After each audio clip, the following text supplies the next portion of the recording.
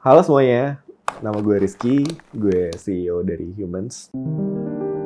Gue ada di Malaka Project untuk sebuah rubrik yang namanya The Entrepreneur.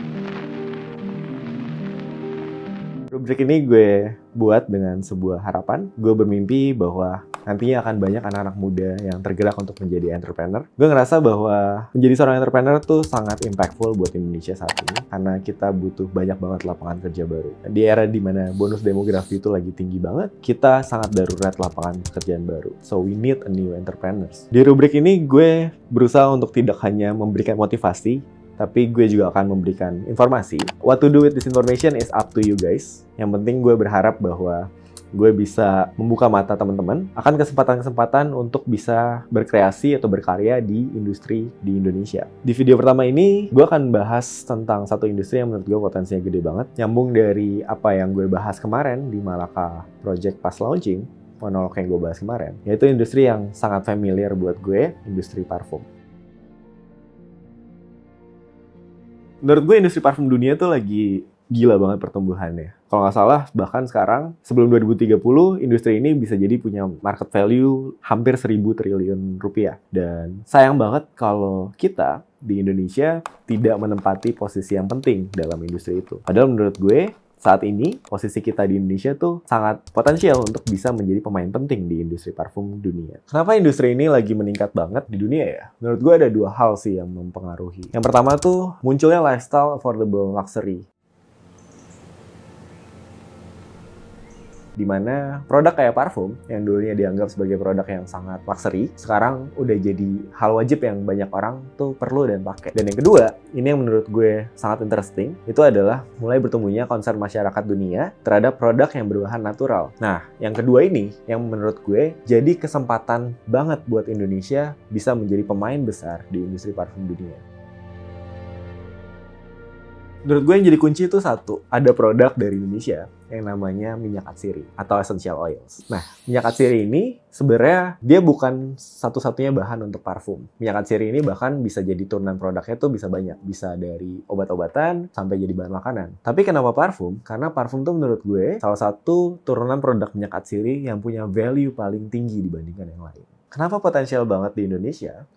Karena 300 jenis minyak atsiri atau sekitar 80% dari minyak atsiri yang ada di dunia itu bisa tumbuh dan bisa diproduksi di Indonesia.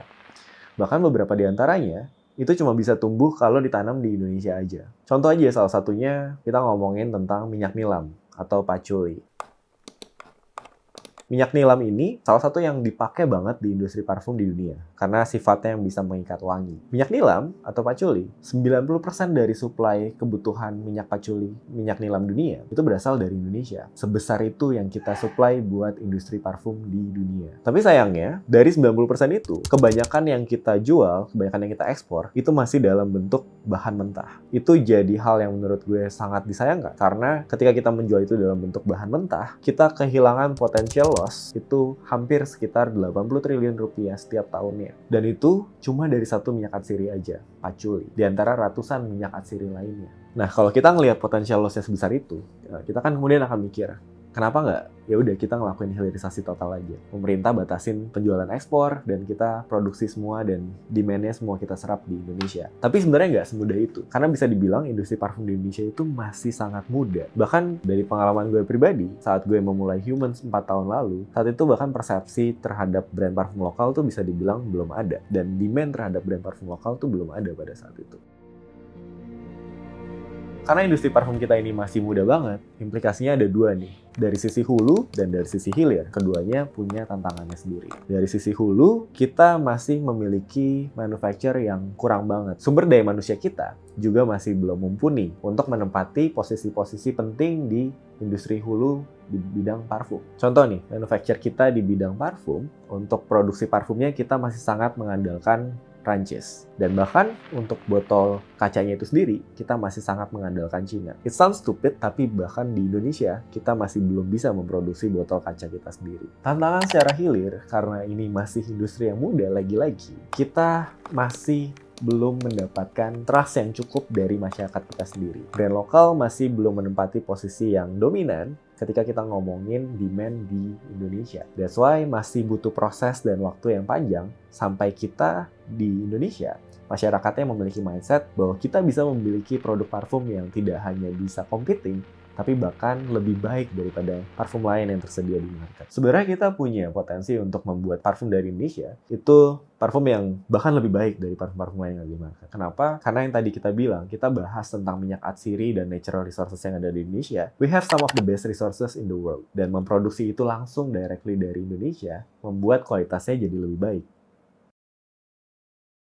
Sebelum kita bahas solusi dan saran, kita harus punya persamaan output yang kita harapkan. Menurut gue, output yang kita harapkan ada dua. Yang pertama udah jelas, kita ingin banget Indonesia bisa ada sebagai pemain penting industri parfum dunia. Tapi yang kedua, itu kita juga harus berharap bahwa hilirisasi yang terjadi adalah hilirisasi yang optimal. Apa itu hilirisasi optimal? Gue merasa bahwa hilirisasi ini adalah proses yang mutlak dan sudah pasti terjadi. Karena kita memiliki sumber daya yang memadai untuk industri parfum dunia, sudah pasti cepat atau lambat sumber daya ini akan dieksploitasi. Itu adalah nature dari natural resources. Proses hilirisasi tidak akan menunggu kita. Itu akan terjadi dengan natural. That's why yang gue maksud dengan hilirisasi optimal adalah ketika pada saat industri ini berkembang, yang menjadi stakeholders-nya, yang menjadi pemain penting dalam industri ini, orang-orangnya itu adalah orang-orang yang berasal dari Indonesia. Mulai dari investor sampai dengan kompeten workers, itu adalah orang Indonesia. Mungkin nggak harus 100%, karena sulit untuk mencapai 100%. Kita juga tetap membutuhkan tenaga kerja asing atau investor asing untuk membantu kita. Tapi paling tidak, ketika industri ini berkembang, secara mayoritas nilai tambahnya bisa menguntungkan untuk kita.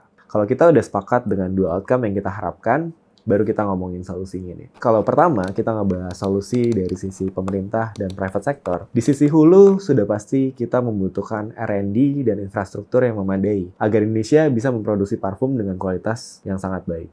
Dan juga, pemerintah berarti harus sudah mulai menyiapkan kebijakan-kebijakan bagaimana hilirisasi ini bisa optimal manfaatnya untuk orang Indonesia. Tapi itu adalah sesuatu yang menurut gue sebagian besar dari kita tidak bisa kontrol. Apa yang harus kita lakukan? Kita harus siap-siap. Ini adalah fase persiapan. Seperti yang gue bilang tadi, hilirisasi ini sudah mutlak akan terjadi. Tapi kemudian, industri ini tidak akan menunggu kita. Kalau pada saatnya, kita tidak punya skill yang kompeten dan punya kapasitas yang memadai, sudah pasti yang akan dipakai adalah orang lain. Sudah pasti yang menempati posisi penting, bukan kita. That's why kita sebagai anak muda Indonesia, ini adalah masa kita menimba ilmu dan memiliki skill agar kita bisa kaya dalam skill. Solusi untuk tantangan di hilir menurut gue sangat sederhana sebenarnya. We have to give local brands a chance. Terdengar sederhana, tapi ini penting banget karena saat ini, brand-brand lokal yang ada itu masih sangat muda umurnya. Kalau kita tidak memberikan mereka kesempatan untuk bertumbuh dan berkembang dan berinovasi, sulit untuk brand-brand lokal ini bisa nantinya berkompetisi secara mendunia. Tapi gue sendiri dari sisi brand lokal, gue juga sudah mulai melihat bahwa saat ini brand lokal bukan hanya bisa berkompetisi, tapi bahkan beberapa produk kita bisa lebih baik dari apa yang tersedia di market. That's why perlu banget kita memberikan kepercayaan sampai waktunya kita bisa bersaing secara fair. Kesimpulannya, sebenarnya kalau dilihat dari perspektif gue sebagai pebisnis parfum, ini adalah hal bodoh untuk gue membongkar potensi parfum di Indonesia. Karena resikonya, gue jadi akan punya banyak saingan-saingan baru. Tapi menurut gue, kita butuh banget kompak dalam hal ini. Industri parfum ini sangat besar potensinya dan menurut gue kita bisa nikmati bareng-bareng. Apalagi jika Indonesia memiliki potensi untuk menjadi salah satu pemain di industri parfum dunia. Jadi ada satu proposal gila dari gue, sebuah ide yang juga gue udah bahas dengan tim Malaka lainnya, yang gue rasa kalau ide ini diterapkan, bukan hanya kontribusinya akan positif buat industri parfum, tapi juga untuk banyak industri lainnya. Seperti yang udah gue bahas di keseluruhan video ini, industri parfum punya potensi yang gede banget, tapi akan sangat sulit dan sangat lambat kalau kita masyarakat Indonesia dan stakeholders pemerintah Indonesia masih belum menganggap industri ini penting. That's why, dari obrolan kita di Malaka, kita mempunyai sebuah gagasan, yaitu sebuah nation branding. Bagaimana kalau, mulai sekarang, kita memberikan Indonesia sebutan atau nama baru, yaitu Jagat Aroma.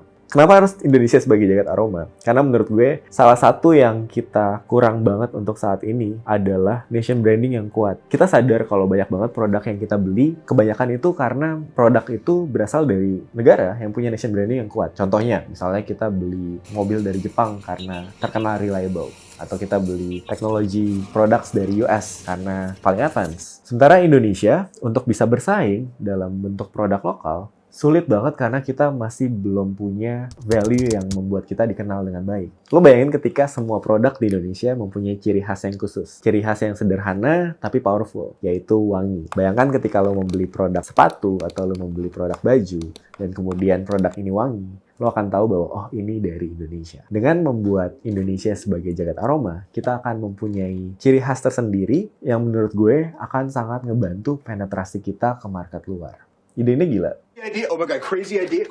Dan mungkin aja nggak berhasil. Tapi membuat Indonesia dikenal sebagai jagat aroma adalah salah satu campaign yang menurut gue mempercepat mimpi kita bisa terjadi. Mimpi untuk membuat Indonesia menjadi pemain penting di industri parfum dunia. Itu aja video pertama dari gue. Silakan komen di bawah dan gue akan ngejawab komen lo secara langsung. Dan untuk video berikutnya, gue pengen tahu dari lo kira-kira industri apa lagi yang akan kita bahas di rubrik The Entrepreneur by Malaka Project. Gue Rizky dan see you.